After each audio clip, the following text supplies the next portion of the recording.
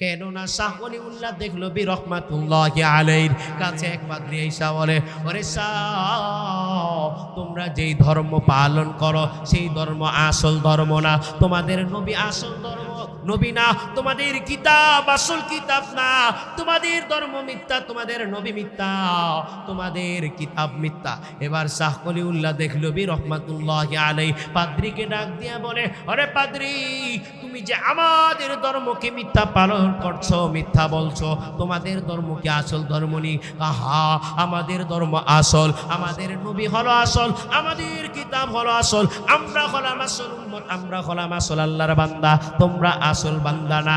এটার প্রমাণ কিভাবে করবা? শাহ ওলিউল্লাহ দেহলভী রহমাতুল্লাহি আলাইহি বলতেছে, তুমি বলছো তোমার কিতাবের পাওয়ার আছে, আমার কিতাবের পাওয়ার নাই, চলো আজকে মোকাবেলা করার জন্য অস্ত্রের দরকার নাই, তুই দুইটা কিতাব নিয়ে মোকাবেলা করব, আমি আমার কিতাব নিয়ে মোকাবেলা করব, তুমি তোমার কিতাব নিয়ে মোকাবেলা করব, কোথায় যাইবা, কোন জায়গায় মোকাবেলা করবা?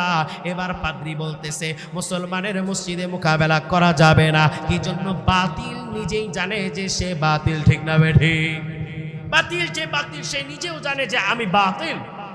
এই জন্য পাদ্রী বলে, তোমাদের মসজিদে করা যাবে না, আমাদের গির্জায় করতে হবে। শাহ ওলিউল্লাহ দেহলভী রহমাতুল্লাহি আলাইহি বলে, কবে করব, কখন করব? এবার পাদ্রী একটা তারিখ দিল, ওই তারিখে অ্যানাউন্স হয়ে গেল, আজকে হক বাতিলের প্রকাশ হয়ে যাবে, আজকে কোনটা আসল কোনটা নকল এটার প্রকাশ হয়ে যাবে। শাহ ওলিউল্লাহর সাথে হাজার হাজার মুসলমান, পাদ্রীর সাথে হাজার হাজার বিধর্মী একত্র হয়ে গেল, দুই দলে বিভক্ত হয়ে হাঁটতেছেন। এই পাদ্রী কাজ যখন ওই গির্জার কাছে নিয়ে গেল, এবার শাহ ওলিউল্লাহ দেহলভী রহমাতুল্লাহি আলাইহি পাদ্রীকে ডাক দিয়ে বলো, এ পাদ্রী, শোনো শোনো, তুমি বললা তোমাদের কিতাব আসল, আমাদের কিতাব নকল, চলো আজকে আমরা আসল নকলের পরীক্ষা করার আগে আমরা তোমাদের গির্জাটা কত মজবুত এইটা একটু পরীক্ষা করি। এবার পাদ্রী বলে, এখানে তো কোনো মারামারি না, ভাঙ্গাভাঙ্গি না, কোন হাঙ্গামা না, এখানে তো শুধু হক বাতিলের লড়াই হবে, কোরআন দিয়ে এবং আমাদের কিতাব দিয়ে লড়াই হবে। কেন এখানে আবার গির্জা মজবুত না নরম এইটা দেখা লাগবে কি? হ্যাঁ, আমি কোনো হাতুড় দিয়ে লড়াই করব না, আমি কোনো অস্ত্র দিয়ে লড়াই করব না, আমি কোনো পাহাড় দিয়ে লড়াই করব না, আমি শুধু কোরআনের একটি আয়াত দিয়ে লড়াই করব। যদি তোমার গির্জা টিকে থাকে তাহলে মনে করব তোমার গির্জা শক্তিশালী। লাউ আনজালনা হাদাল কুরআনা على جبل لرأيته خاشعا متصدعا من خشية الله وتلك الأمثال نضربها للناس لعلهم يتفكرون. الله تعالى বিশ্ব নবী হযরত মুহাম্মদুর রাসূলুল্লাহ সাল্লাল্লাহু আলাইহি ওয়াসাল্লামকে ডাক দিয়ে বলে, ইয়া রাসূলুল্লাহ, ইয়া হাবিবাল্লাহ, এই যে কোরআন দেখেন, আমি যদি এই কোরআনকে পাহাড়ের উপর নাজিল করতাম, লাউ আনজালনা হাদাল কোরআন, আমি যদি এই কোরআনকে নাজিল করতাম আলা জাবাল, পাহাড়ের উপর, লারাইতাহু খাশিআন মুতাসাদ্দিআন মিন খাশিয়াতিল্লাহ, নবী গো, আপনি দেখতে পাইতেন পাহাড়টা আমার কোরআনের ভারে, আমার কোরআনের ভয়ে ভেঙ্গে চূর্ণ বিচূর্ণ হয়ে নিঃশেষ হয়ে যেত। বলেন না সুবহানাল্লাহ। এই কোরআন এত দামি, এত পাওয়ারফুল, আমরা যে ঘরে লাইট ব্যবহার করি, সোলারের লাইট কারেন্টে দেওয়া যায় না, কেননা সোলারের লাইটের মধ্যে কারেন্টের লাইটের পাওয়ার দেওয়া হয় নাই, এইটা কেটে যায়। আমার আল্লাহ তাআলা বলে, পাহাড়ের মধ্যে এমন ভোল্টেজ দেওয়া নাই আমার কোরআনের বার্তাকে বহন করবে। নবী গো, আপনি যদি দেখতেন আমি এই কোরআনকে পাহাড়ের উপর নাজিল করতাম, তাহলে লারাআইতাহু খাশিআ মুতাসাদ্দিআন মিন খাশিয়াতিল্লাহ, নবী গো, কোরআনকে যদি আমি পাহাড়ের উপর নাজিল করতাম, আপনি তখন দেখতেন এই পাহাড় আমার কোরআনের বারে, আমার কোরআনের ভয়ে ভেঙ্গে চুরমার হয়ে দুনিয়ায় নিঃশেষ হয়ে যাইত। আমার আল্লাহ তাআলা কোরআনকে পাহাড়কে দিতে চাইছে, পাহাড় নেয় নাই। আমার আল্লাহ তাআলা আবার অন্য জায়গায় বলে ইন্না আরাদনাল আমানাতা আলাস সামাওয়াত ওয়াল আরদি ওয়াল জিবাল ফাআমাইনা আন ইয়াহমিলনাহা ওয়া আশফাকনা মিনহা ওয়া হামালাহাল ইনসান ইন্নাহু কানা যালুমান জাহুলা। ইন্না আরাদনাল আমানাতা, আমি এই আমানতকে সামাওয়াত আসমানের উপর দিতে চাইছি, আসমান নেয় নাই। আর পাহাড়ের উপর দিতে চাইছি, পাহাড় নেয় নাই। জমিনকে দিতে চাইছি, জমিন নেয় নাই। এরবার বহন করতে তারা সক্ষম হয় নাই এবং অস্বীকৃতি জানাইছে। মালিক রে, তোমার কোরআনের মহত্ব, তোমার কোরআনের মহত্ব, তোমার কোরআনের সম্মান, তোমার কোরআনের ইজ্জতের কাছে আমরা কিছু না।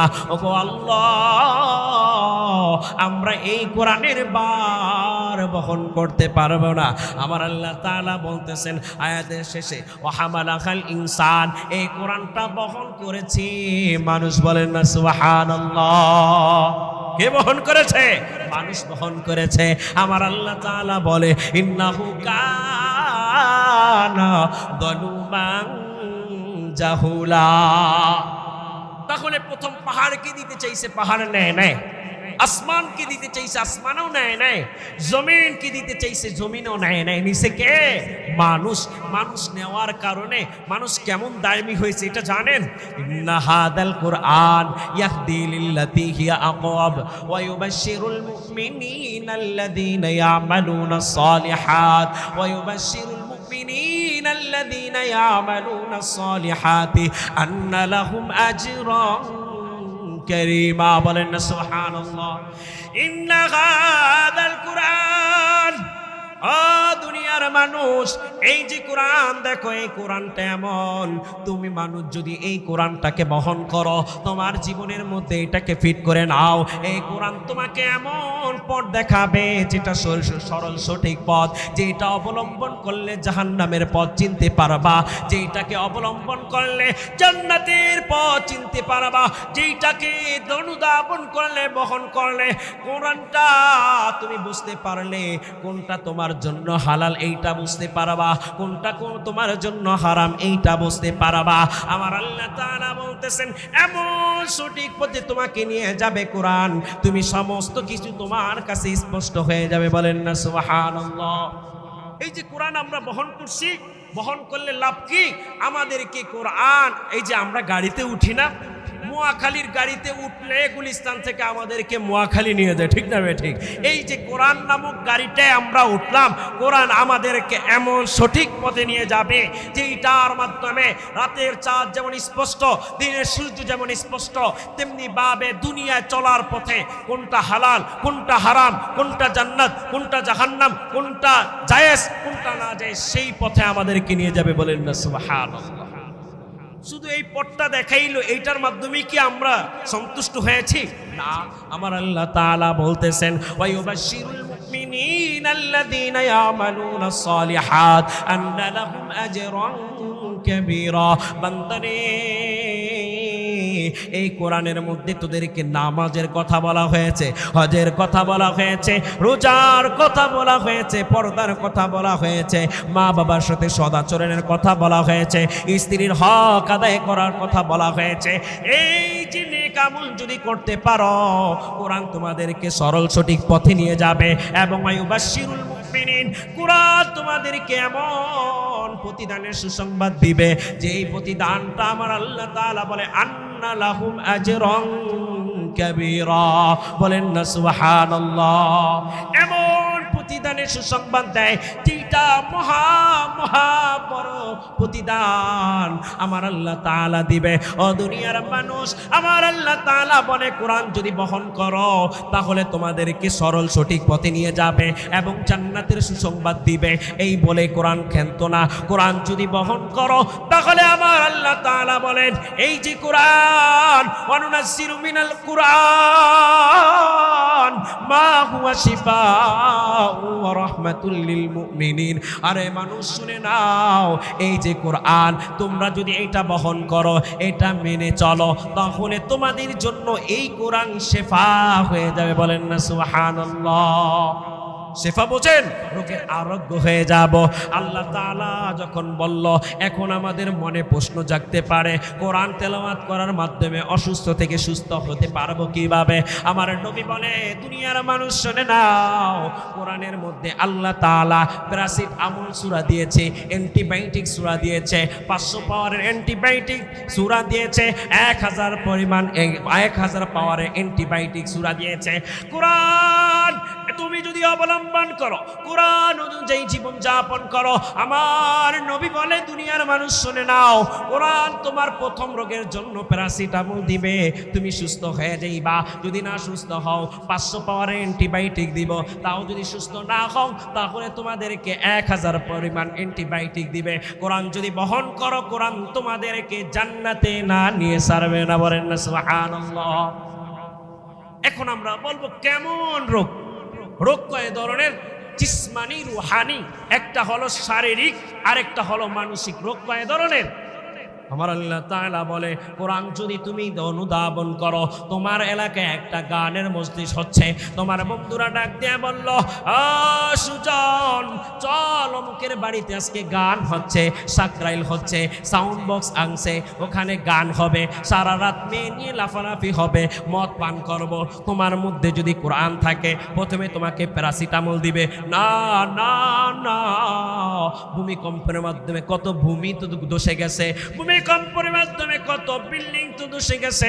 আজকে যদি আমি ওখানে যাই, আর আল্লাহ না করুক যদি কোনো ভূমিকম্প হয়ে যায়, আর যদি বিল্ডিং এ ধসে আমি মারা যাই, আমার মরণটা হবে জাহান্নামের। নিজে নিজে কোরআন যখন তাকে প্যারাসিটামল দিয়ে দিল, বান্দা বলবে, না না না, আমি যাব না, পারলে তোমরাও যাইও না, ওই জায়গাটা ভালো না। বলেন না সুবহানাল্লাহ। যার মধ্যে কোরআন আছে, প্যারাসিটামল কোরআন দেয় কি দেয় না? দেয়, দেয়। তুমি একটু চিন্তা করে দেখো, তুমি যখন হক মারতে যাও, মানুষের হক মারতে যাও, আমার আল্লাহ তাআলা বলে, আমি দুনিয়ার সমস্ত মানুষেরকে মাফ করে দিব, কিন্তু যেই মানুষটা অপরের হক মেরে অপরের কাছে মাফ চায় না, অপরের হক মেরে অপরেরকে ঠকায় অপরের কাছে মাফ চায় না, আমি আল্লাহ তাআলা তাকে মাফ করি না। তুমি যখন কোরআন বুকে ধারণ করে, কোরআনকে অনুধাবন করে, কোরআনকে শিখে মানুষের জায়গা মারতে যাইবা, কোরআন তোমাকে এবার অ্যান্টিবায়োটিক দিবে, প্যারাসিটামল দিলে চলবে না। কোরআন বলবে, এই যে চোখওয়ালা মানুষ, আমার আল্লাহ তাআলা বলতেছে, যাদের চোখ থাকতেও যারা দেখে না, তাদের কান থাকতে যারা শোনে না, তারা হলে বালহুম আদল, তারা হলো নিকৃষ্ট, উলাইকা হুমুল গাফিলুন। অতএব তোমরা সেখানে যেতে পারবা না, সেখানে গেলে তোমার জন্য জাহান্নাম রয়েছে। ঠিক না বেঠিক? হলে কোরআন আমাদেরকে চিকিৎসা করে কি করে না? এই যে কোরআন, যে যুগে যে মানুষটা যত বেশি অনুধাবন করেছে, যে যুগে যে মানুষটা যত বেশি এটাকে আয়ত্ত করেছে, সেই যুগের মানুষকে কোরআন তত বেশি সম্মানিত করেছে, তত বেশি চমকিয়ে দিয়েছে। ঠিক না বেঠিক? কোরআন যার মধ্যে যত বেশি আছে, তাকে তত বেশি দামি করে ফেলে। ঠিক না বেঠিক? আজকে একটু চিন্তা করে দেখেন, আজকের এই মজলিসটার দিকে তাকিয়ে দেখেন, কোরআনকে যে যত বেশি অনুধাবন করেছে, তার স্থানটা কতটা পরিবর্তন হয়েছে। এখন একটু চিন্তা করেন, আজকে এখানে অনেক আলোচনা করছে কি করেন না? মাগরিবের পর থেকে আমি আলোচনা শুনেছি, অনেকে আলোচনা করেছেন। এখানে তারতম্য কেন করলেন? উনি একটু বড় আলেম, যিনি সাইফুল্লাহ হাবিবি সাহেব, লালবাগ মাদ্রাসার শাইখুল হাদিস, তিনি পাড়া মসজিদের খতিব, তাকে আগে দিয়েছেন কেন? তার মধ্যে এলেম, কোরআনের এলেম বেশি আছে বিদায়। ঠিক না বেঠিক? কোরআনের এলেম আজকের এখানে যারা রয়েছে, আমাদের ধারণা মতে আল্লাহ তাআলা জানে, অন্তর থেকে বলছে, আমাদের চাইতে বেশি তার এলেমের পাওয়ার আল্লাহ তাআলা বেশি দিয়েছেন। সেই জন্য আল্লাহ তাআলা তাকে সবচেয়ে উপরে নিয়ে আসছে। বলেন না সুবহানাল্লাহ।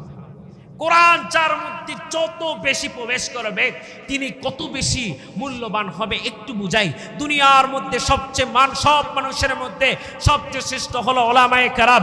ওলামায়ে কেরামের মধ্যে সবচেয়ে শ্রেষ্ঠ চার ইমাম, চার ইমামের মধ্যে সবচেয়ে শ্রেষ্ঠ এক ইমাম, এক ইমামের চাইতে সবচেয়ে শ্রেষ্ঠ সাহাবায়ে কেরাম, সাহাবায়ে কেরামের চাইতে সবচেয়ে শ্রেষ্ঠ হলো 3000 সাহাবী, 3000 সাহাবীর চাইতে শ্রেষ্ঠ 1400 সাহাবী, 1400 সাহাবীর চাইতে শ্রেষ্ঠ জলিলুল কদর 10 জন আশারায়ে মুবাশশারা সাহাবী, 10 জনের চাইতে একজন, 4 জন শ্রেষ্ঠ, 4 জনের চাইতে একজন শ্রেষ্ঠ, সমস্ত সাহাবী থেকে সমস্ত নবীগণ শ্রেষ্ঠ, সমস্ত নবীগণ থেকে 3500 জন শ্রেষ্ঠ, 3500 জন থেকে 1400 জন শ্রেষ্ঠ, 1400 জন থেকে জলিলুল কদর 114 জন শ্রেষ্ঠ, 114 জন থেকে 14 জন শ্রেষ্ঠ, 14 জন থেকে 4 জন শ্রেষ্ঠ, 4 জনের মধ্যে থেকে একজন শ্রেষ্ঠ, তিনি আমার নবী, বিশ্ব নবী হযরত মুহাম্মদুর রাসূলুল্লাহ সাল্লাল্লাহু আলাইহি ওয়াসাল্লাম বলেন সুবহানাল্লাহ। তাহলে বোঝা গেল কোরআন যার মধ্যে ঢোকে তাকে মূল্যবান করে সারে, ঠিক না বে ঠিক? এই জন্য কোরআনকে বুকে ধারণ করতে পারবো। কোরআনকে যদি বুকে ধারণ করেন, বাতিলের সামনে আপনার মাথা নত করতে হবে না, বাতিলের সামনে আপনার তরবারি দিয়ে লড়াই করতে হবে না। কোরআনকে বুকে ধারণ করবেন, আল্লাহ তাআলা যেভাবে চলতে বলেছেন সেইভাবে চলবেন। বাতিল অস্ত্র দিয়ে লড়াই করবে, আপনি শুধু চোখের পানি দিয়ে করবেন। শাহজালাল ইয়ামানির মতো গৌর গোবিন্দু চোখের পানির কাছে টিকতে পারে না, আজও কোনো বাতিল আপনার সামনে টিকতে পারবে না, ঠিক না? ভাইরা আমার, এই জন্য কোরআন যদি বুকে ধারণ করেন, কোরআন আপনাকে এত বেশি উপরে উঠাবেন। একটা হাসির গল্প বলি, এটা থেকে বুঝতে পারবেন। সবাই গল্পটা শুনবেন এটা থেকে উপদেশ গ্রহণ করার জন্য। সমস্ত যুগের এক ধরনের মানুষ থাকবে, দেখবেন যারা কোরআনকে পছন্দ করে না, আছে না নেই? তারা মুসলমান, দাড়ি রাখে, টুপি পরে, পাঞ্জাবি পরে, আবার তসবিহ হাতে দেয়, হজের মৌসুমে হাজি হয়, আবার সমস্ত কাজগুলো করে। কুরবানির সময় 5 লাখ 10 লাখ টাকা দামের গরু কুরবানি করে। যাকাতের সময় বাড়ির নিচে বিশাল বড় পোস্টার লাগিয়ে দেয়, অমুক তারিখে যাকাতের ভাতা দেওয়া হবে। কিন্তু এই মানুষগুলো কোরআনের বিরোধী, উলামায়ে কেরামের বিরোধী, আছে না নাই? এক যুগে একজন ছিল, তিনি হুজুর, টুপি দাড়ি সব লেবাস তার মধ্যে আছে, অথচ তিনি মুসলমান ছিলেন না, মুসলমান রূপে মুনাফিক ছিল। তার একটা উদ্দেশ্য ছিল, কোরআন হাদিস আমি অনুধাবন করব, এইটা ইসলামকে বোঝার জন্য না, ইসলামকে কলঙ্কিত করার জন্য। এই জন্য তিনি সর্বদা সর্বক্ষেত্রে উলামায়ে কেরামকে বিভ্রান্ত করার জন্য চেষ্টা করে।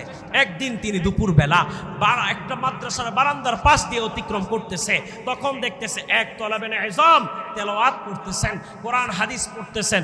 ওই লোকটা চিন্তা করলো, এই ছেলেটা যে এখন শান্তিতে কোরআন পড়তেছে, 10 বছর পর ও একজন ভালো যোগ্য আলেম হবে, আমার বিরুদ্ধে কথা বলবে, অতএব ওর মনোযোগটাকে ঘুরাই দিতে হবে। কেমন বড় শয়তান!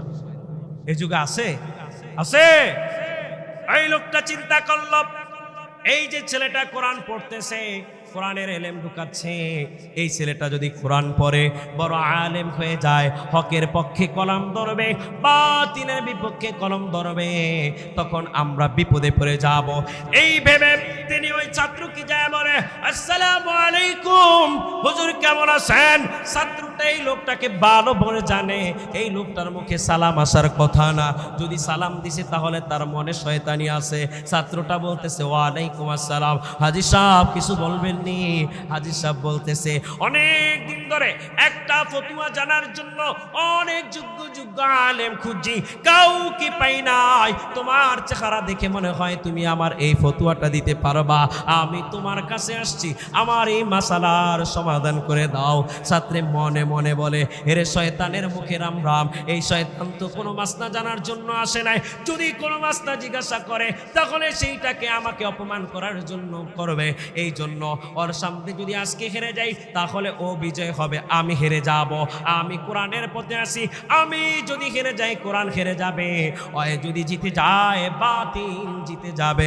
এই জন্য মনে মনে মালিককে ডাক দিয়ে বলে, ওগো আল্লাহ, আজকে যদি আমাকে বিজয় না করো, এই বাতিলের কাছে ইসলাম পরাজয় হয়ে যাবে। ওগো আল্লাহ, আজকে আমাকে তুমি বিজয় দান করো।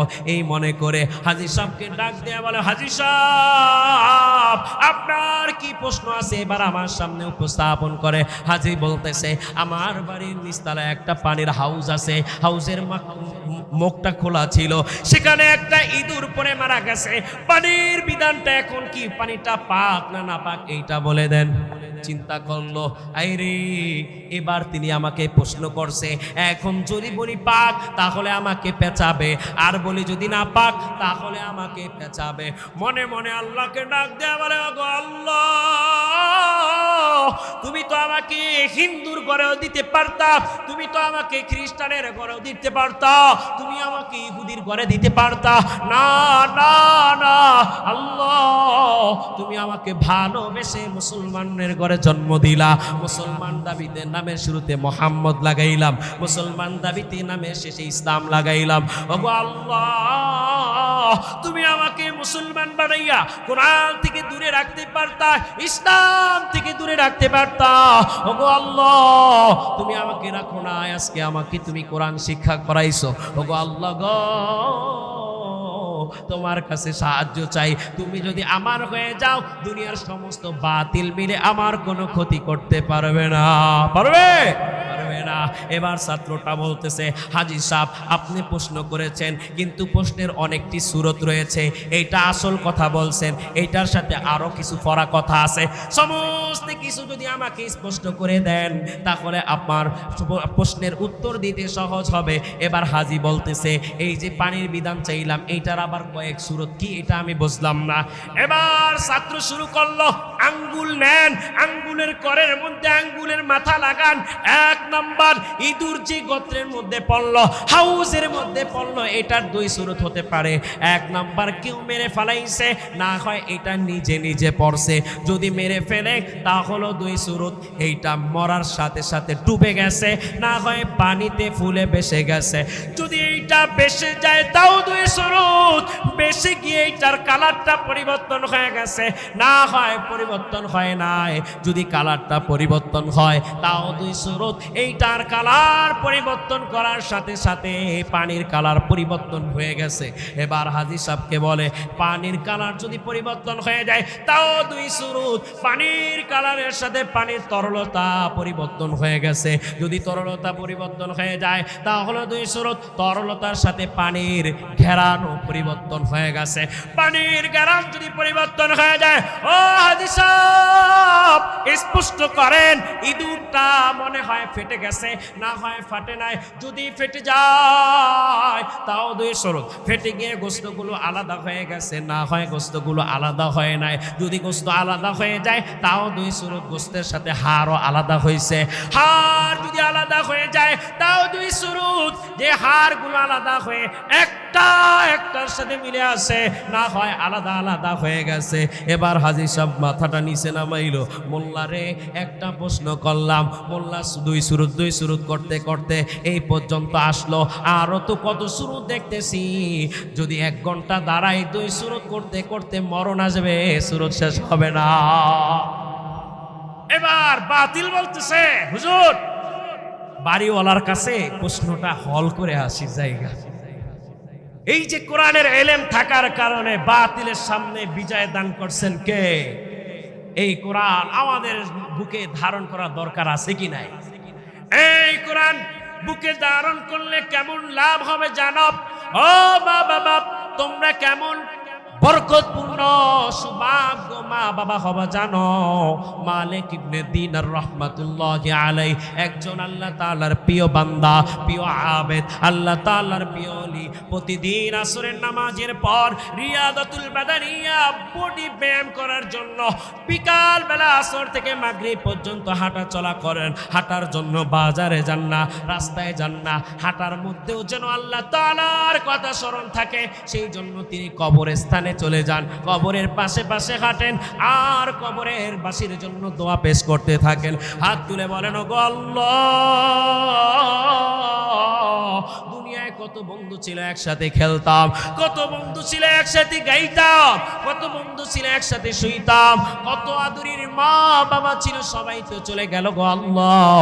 বিদেশের একটা বন্ধু কেমন হালতে আছে জানার জন্য বেশি সময় লাগে না, কয়েক সেকেন্ডের ব্যাপার, কিন্তু আমার মা বাবা কবরে রেখে আসলাম, আমার আত্মীয় স্বজন আমার ফ্রেন্ড সার্কেলকে কবরে রেখে আসলাম। ওগো আল্লাহ, 10 10টি বছর হয়ে গেল, কি অবস্থায় আছে, কি হালতে আছে জানে না। ওগো আল্লাহ, আজকে আমি যে আমল করেছি এর একটা পার্সেন্টেজ আমল কবরবাসীদের রুহুতে তুমি পৌঁছায় দাও, বলেন না সুবহানাল্লাহ। মালিক ইবনে দিনার রাহমাতুল্লাহি আলাইহি কবরবাসীদেরকে সওয়াব রেসানি করার পর, তাহাজ্জুদ নামাজ রাত্রে আদায় করার পর যখন ঘুমাইতে যায়, আমার আল্লাহ তাআলা স্বপ্নে দেখায় দেয়, ওরে মালিক, আজকে যে তুমি আজকে এই সওয়াবগুলো পাঠাইছো, এই সওয়াবগুলো অমুক অমুক কবরবাসীর মধ্যে আল্লাহ তাআলা বন্টন করে দিয়েছে। মালিক ইবনে দিনার রাহমাতুল্লাহি আলাইহি দেখে প্রতিদিন একটা মহিলা কবরের মধ্যে শুয়ে থাকে, সমস্ত কবরবাসীগুলো ফেরেশতাদের কাছ থেকে আইসা সওয়াব নিতে চায়, কিন্তু মহিলাটা আসে না, মহিলাটা ঘুমায় থাকে। মালিক ইবনে দিনার রাহমাতুল্লাহি আলাইহি অনেক দিন ধরে খেয়াল করতেছেন। একদিন রাতে তিনি স্বপ্ন দেখে যেই মাইয়েরটা ঘুমায় থাকতো, সেই মাইয়েরটা আজকে প্রাকান্ত মন খারাপ করে আইসা মালিক ইবনে দিনারের সওয়াব নেওয়ার জন্য চলে আসলো। মালিক ইবনে দিনার রাহমাতুল্লাহি আলাইহি স্বপ্নের মধ্যে ডাক দেয়া বলল, মা গো, প্রতিদিন আমি তো সওয়াব রেসানি করি, প্রতিদিন আমি কবরবাসীর জন্য সওয়াব রেসানি করি, প্রতিদিন সমস্ত কবরবাসীগুলো চলে আসে, মানে তোমাকে তো একদিন দেখলাম না, আজকে তুমি কেন আসলা?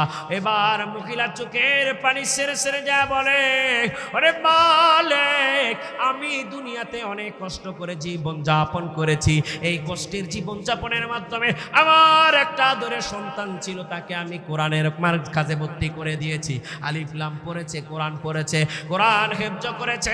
সন্তানকে যখন দুনিয়ায় রেখে আসলাম, সন্তান প্রতিদিন আমি মার কথা স্মরণ করে মালিককে ডাক দিয়ে বলে, রব্বির হামহুমা কামা রব্বায়ানি সগীরা। সবাই বলেন রব্বির হামহুমা কামা রব্বায়ানি সগীরা। আরে মালিক, সন্তানটাকে রেখে আসলাম, সন্তানটা প্রতিদিন দুঃখে বুকে দাঁড়ানো করে আমার মালিককে ডাক দেয়া বলে, ওগো আল্লাহ, মা যে আমাদেরকে কত কষ্ট করে পালছে, মা যে আমাদেরকে না খেয়ে, নিজে না খেয়ে আমাদেরকে খাইয়েছে, মা যে আমাদেরকে কত কষ্ট করে পালছে, মা রোদে পুড়ে বৃষ্টিতে ভিজে রাতের পর রাত, দিনের পর দিন ঘুম খাবার থেকে বিরত থেকে আমাদেরকে শান্তির ঘুমের মধ্যে আমার মা রেখেছেন। ওগো আল্লাহ, আজকে জনম দুঃখিনীর মা অনেক দিন চলে গেল, কি হালতে আছে জানি না। শীতের মৌসুমে, কনকনে শীতের মধ্যে বাসা বাড়িতে ল্যাপ ব্যবহার করা হয়, ল্যাপে যদি না মানে বিদেশি কম্বল ব্যবহার করা হয়, সেটাও যদি না মানে অনেকের বাড়িতে হিটার ব্যবহার করা হয়, আরও কত প্রযুক্তি রয়েছে, গরম পানি ব্যবহার করার জন্য গিজার ব্যবহার করা হয়, আবার গরমের সময় সহ্য না করতে পেরে পাতলা জামা পরা হয়, এসির ব্যবহার করা হয়, এয়ার কন্ডিশন ব্যবহার করা হয়। ওগো আল্লাহ, 10 বছর চলে গেল, মাকে রেখে চলে আসলাম, মা যে কি হালতে আছে মালিক জানি না। শীতের মৌসুমে শীত লাগে কিনা জানি না, গরমের মৌসুমে গরম লাগে কি জানি না, কেননা এমন একটা ঘরে রেখে আসছি যে ঘরের ডানে মাটি, বামে মাটি, নিচে মাটির বিছানা, সঙ্গী সাথী নাই রে সে তাই নিচে, উপরে মাটির সামিয়ানা। কবর এটা আমাদের আসল ঘর। ওগো আল্লাহ, এমন একটা ঘরে রেখে আসলাম, মা কি হালতে আছে জানি না।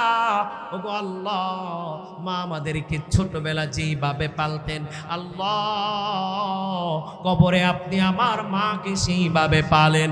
এই দোয়া সন্তান প্রতিদিন করত, আর আমার কবরের মধ্যে সওয়াবটা পৌঁছতো, যার কারণে তোমার সওয়াবের কোনো প্রয়োজন হয় নাই। আজকে আমার মনে এত দুঃখ, জীবন্ত একটা কোরআনকে আমি দুনিয়ায় রাখলাম, আমার আল্লাহ তাআলা আজকে ওই কোরআনের পাখিটাকে, কবরের ডাকে সারা দিয়ে মাটির নিচে ঘর বানিয়ে দিয়েছে।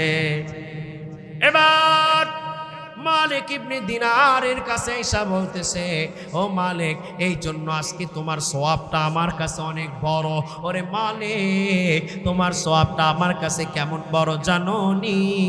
যদি সাগরের মধ্যে কোনো একটা মানুষ ডুবে যায়, ডানে তাকায় সাগর আর সাগর, বামে তাকায় সাগর আর সাগর, সামনে তাকায় সাগর আর সাগর, পিছনে তাকায় সাগর আর সাগর, যেখানে কোনো কুল কিনারা নাই, বাসার মতো কোনো কিছু নাই, সাঁতরাইতে সাঁতরাইতে ক্লান্ত করে ফেলছে, জীবনটা জিহ্বার আগায় চলে আসছে, কিছুক্ষণ পরে মারা যাবে। আর ওই মুহূর্তে যদি বাসার জন্য, যদি দুনিয়ায় বেঁচে থাকার জন্য যদি একটা কলা গাছ পায়, সাগরের মানুষটা যেমন খুশি হবে, আজকে তোমার সওয়াবটা আমার কাছে এর চেয়ে লক্ষ কোটি কোটি গুণে বড়। বলেন না সুবহানাল্লাহ। তাহলে একটা সন্তান যদি রেখে আসতে পারে, তাহলে কবরের মধ্যে আমার আল্লাহ তাআলা শান্তির বাড়ি দ্বারা বসিয়ে দেয়। বলেন না সুবহানাল্লাহ। তাহলে কোরআনের পাওয়ার আছে কি নাই? কোরআন এমন রাস্তায় পরিচালনা করে যে রাস্তাটা আমাদেরকে জান্নাতে নিয়ে যায়। কোরআন এমনভাবে মানুষকে বানিয়ে দেয়, সম্মানিত করে ফেলে। কোরআন এমনভাবে তৈরি করে, মরার পরও কোরআন আমাদেরকে আমাদের পাশ থেকে সরবে না। ভাইরা আমার, আবার যদি কেউ কোরআনের বিরোধিতা করতে চায়, আমার আল্লাহ তাআলা দৃষ্টান্ত রেখে দিয়েছে, দুনিয়ার মানুষ শুনে নে, কোরআনের বিরোধিতা করে টিকতে পারবি না। কেননা শাহ ওলিউল্লাহ দেখলো বি রহমাতুল্লাহি আলাইহির কাছে এক পাদ্রী আইসা বলে, ওরে শাহ, তোমরা যেই ধর্ম পালন করো সেই ধর্ম আসল ধর্ম না, তোমাদের নবী আসল ধর্ম নবী না, তোমাদের কিতাব আসল কিতাব না, তোমাদের ধর্ম মিথ্যা, তোমাদের নবী মিথ্যা, তোমাদের কিতাব মিথ্যা। এবার শাহ ওলিউল্লাহ দেখলো বি রহমাতুল্লাহি আলাইহি পাদ্রীকে ডাক দিয়া বলে, আরে পাদ্রী, তুমি যে আমাদের ধর্মকে মিথ্যা পালন করছো, মিথ্যা বলছো, তোমাদের ধর্ম কি আসল ধর্ম নি? আহা, আমাদের ধর্ম আসল, আমাদের নবী হলো আসল, আমাদের কিতাব হলো আসল, আমরা হলাম আসল উম্মত, আমরা হলাম আসল আল্লাহর বান্দা, তোমরা আসল বান্দা না। এটার প্রমাণ কিভাবে করবা? শাহ ওলিউল্লাহ দেখলো বি রহমাতুল্লাহি আলাইহি বলতেছে, তুমি বলছো তোমার কিতাবের পাওয়ার আছে, আমার কিতাবের পাওয়ার নাই, চলো আজকে মোকাবেলা করার জন্য অস্ত্রের দরকার নাই, তুই দুইটা কিতাব নিয়ে মোকাবেলা করব, আমি আমার কিতাব নিয়ে মোকাবেলা করব, তুমি তোমার কিতাব নিয়ে মোকাবেলা করব, কোথায় যাইবা, কোন জায়গায় মোকাবেলা করবা? এবার পাদ্রী বলতেছে, মুসলমানের মসজিদে মোকাবেলা করা যাবে না। কি জন্য? বাতিল নিজেই জানে যে সে বাতিল, ঠিক না বেঠি? বাতিল যে বাতিল সে নিজেও জানে যে আমি বাতিল। এই জন্য পাদ্রী বলে, তোমাদের মসজিদে করা যাবে না, আমাদের গির্জায় করতে হবে। শাহ ওলিউল্লাহ দেহলভী রহমাতুল্লাহি আলাইহি বলে, কবে করব, কখন করব? এবার পাদ্রী একটা তারিখ দিল, ওই তারিখে অ্যানাউন্স হয়ে গেল, আজকে হক বাতিলের প্রকাশ হয়ে যাবে, আজকে কোনটা আসল কোনটা নকল এটার প্রকাশ হয়ে যাবে। শাহ ওলিউল্লাহর সাথে হাজার হাজার মুসলমান, পাদ্রীর সাথে হাজার হাজার বিধর্মী একত্র হয়ে গেল, দুই দলে বিভক্ত হয়ে হাঁটতেছেন। এই পাদ্রী কাজ যখন ওই গির্জার কাছে নিয়ে গেল, এবার শাহ ওলিউল্লাহ দেহলভী রহমাতুল্লাহি আলাইহি পাদ্রীকে ডাক দিয়ে বলো, এ পাদ্রী, শোনো শোনো, তুমি বললা তোমাদের কিতাব আসল, আমাদের কিতাব নকল, চলো আজকে আমরা আসল নকলের পরীক্ষা করার আগে আমরা তোমাদের গির্জাটা কত মজবুত এইটা একটু পরীক্ষা করি। এবার পাদ্রী বলে, এখানে তো কোনো মারামারি না, ভাঙ্গাভাঙ্গি না, কোনো হাঙ্গামা না, এখানে তো শুধু হক বাতিলের লড়াই হবে, কোরআন দিয়ে এবং আমাদের কিতাব দিয়ে লড়াই হবে। কেন এখানে আবার গির্জা মজবুত না নরম এইটা দেখা লাগবে কি? হ্যাঁ, আমি কোনো হাতুর দিয়ে লড়াই করব না, আমি কোনো অস্ত্র দিয়ে লড়াই করব না, আমি কোনো পাহাড় দিয়ে লড়াই করব না, আমি শুধু কোরআনের একটি আয়াত দিয়ে লড়াই করব। যদি তোমার গির্জা টিকে থাকে তাহলে মনে করব তোমার গির্জা শক্তিশালী। এবার শাহ ওলিউল্লাহ দেহলভী রহমাতুল্লাহি আলাইহি আল্লাহকে ডাক দেয়া বলে, ও আল্লাহ, তুমি বলেছ তোমার এই কিতাব চির সত্যি, এটার মধ্যে লা রাইবা ফি, এটার মধ্যে কোনো সন্দেহ নাই। তুমি বলেছো আল ইয়াউমা আকমালতু লাকুম দীনাকুম ওয়া আতমামতু আলাইকুম নি'মাতি ওয়া রাদিতু লাকুমুল ইসলাম দীনা, দিনকে পরিবর্তন করে দিয়েছো, এটাই সত্য ধর্ম, এইটা ছাড়া যা আছে সব বাতিল হয়ে গেছে। ওগো আল্লাহ, তুমি বলেছো বিশ্বনবী হযরত মুহাম্মদুর রাসূলুল্লাহ দুনিয়াতে আগমনের মাধ্যমে সমস্ত নবীদের পাওয়ার জিরো হয়ে গেছে, আমার নবীর পাওয়ার কিয়ামত পর্যন্ত কায়েম থাকবে। ওগো আল্লাহ, বাতিল আজকে বাতিলকে শক্তিশালী প্রমাণ করার জন্য তোমার কোরআনের মধ্যে আঘাত হেনছে, তোমার নবীর ইজ্জতের মধ্যে আঘাত হানছে। ওগো আল্লাহ, ইসলামের মধ্যে আঘাত হানছে। গো আল্লাহ, আজকে যদি তুমি আমাকে পরাজয় করো, বাতিল জিতে যাইবে। ওগো আল্লাহ, আমি তোমার কাছে সাহায্য চাই, তুমি আমাকে সাহায্য করো। এই কথা বলে এবার শাহ অলিউল্লাহ দেহলভী রহমাতুল্লাহি আলাইহি গির্জার সামনে দাঁড়িয়ে আল্লাহ তাআলার কোরআনের একটা আয়াতকে শাহাদাত আঙ্গুলের মাধ্যমে ইশারা করে বলে, লাউ আনজালনা হাদাল কুরআন আলা জাবাল, লাউ আনজালনা হাদাল কুরআন আলা জাবাল লারাইতাহু খাশিআম মুতাসাদ্দিআম মিন খাশিয়াতিল্লাহ। এই কথা বলতে দেরি, গির্জা ভেঙ্গে চুরমার হয়ে যাইতে দেরি না। বলেন না সুবহানাল্লাহ। আয়াতের অর্থ হলো, ওগো আল্লাহ, এই কোরআনকে আপনি যদি আল্লাহ তাআলা নবীকে বলে, আপনি যদি দেখতেন এই কোরআনকে আমি পাহাড়ের উপর নাজিল করি, তাহলে দেখতে পাইতেন কোরআনের বাড়ে পাহাড় ধ্বংস হয়ে যাইত। শাহ ওলিউল্লাহ দেহলভী বলে, ওগো আল্লাহ, পাহাড়ের চাইতে গির্জাটা অনেক দুর্বল। ওগো আল্লাহ, লাউ আনজালনা হাদাল কুরআন আলা জাবাল লারাইতাহু খাশিআম মুতাসাদ্দিআম মিন খাশিয়াতিল্লাহ ওয়া তিলকাল আমসালু নাদরিবুহা লিন-নাসি লাআল্লাহুম ইয়াতাফাক্কারুন। ওগো আল্লাহ, এই কথা বলার সাথে সাথে পাদ্রীর গির্জা ভেঙ্গে চুরমার হয়ে গেছে। বলেন না সুবহানাল্লাহ।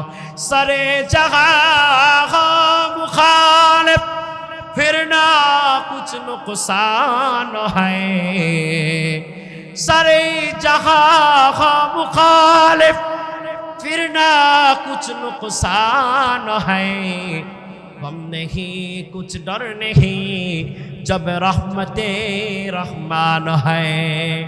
যদি সারা দুনিয়া আমাদের মুখালিফ হয়ে যায়, আমাদের বিপক্ষে হয়ে যায়, আর যদি আমার আল্লাহ তাআলার রহমত, আমার আল্লাহ তাআলার বরকত, আমার আল্লাহ তাআলার কুদরতি শক্তি যদি থাকে, তাহলে আমাদেরকে কেউ পরাজিত করতে পারবে না, পারবে না, পারবে না। ঠিক না?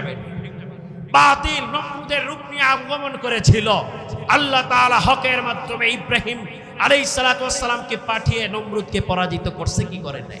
ফিরাউনের মোকাবেলায় মুসা কালিমুল্লাহকে পাঠিয়ে মোকাবেলা করেছেন, আবু জাহেল উকবা সাহেবের মোকাবেলায় বিশ্বনবীকে পাঠিয়ে মোকাবেলা করেছেন, মুসাল্লামাতুল কাজ্জাবের জমানায় সিদ্দিক আকবরকে পাঠিয়ে মোকাবেলা করেছেন, হাজ্জাজ বিন ইউসুফের জমানায় আব্দুল্লাহ বিন জুবায়ের রাদিয়াল্লাহু তাআলা আনহুকে পাঠিয়ে মোকাবেলা করেছেন, রাজা তাহিরের মোকাবেলায় মুহাম্মদ বিন কাসিমকে পাঠিয়ে মোকাবেলা করেছেন, তাতারিদের গোষ্ঠীর জমানায় মুহাম্মদ বিন ইউসুফকে পাঠিয়ে মোকাবেলা করেছেন, গৌর গোবিন্দর জমানায় শাহজালালকে পাঠিয়ে মোকাবেলা করেছেন, ইংরেজদের জমানায় আল্লামা শাহ ওলিউল্লাহ দেহলভীকে পাঠিয়ে মোকাবেলা করেছেন, দ্বীন-ই ইলাহির জমানায় মুজাদ্দিদ আল ফিসানিকে পাঠিয়ে মোকাবেলা করেছেন।